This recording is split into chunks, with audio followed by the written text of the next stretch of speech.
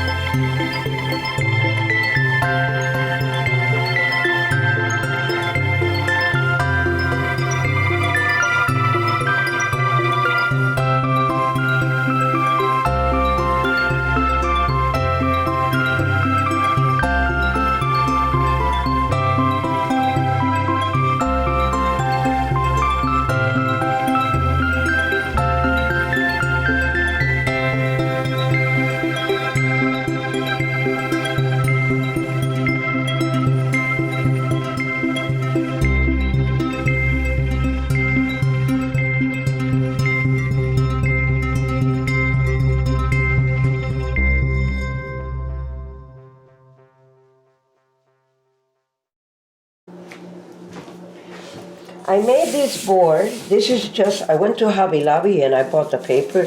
Sometimes they have the paper for $1. But I have so many Amazon boxes. I went ahead and I cut a nice square, and you have 4 over here. So what I'm gonna put is some transfer paper that I bought at the dollar store, which is now $1.25. And I'm just gonna go ahead and put it over our cake board to protect the bottom.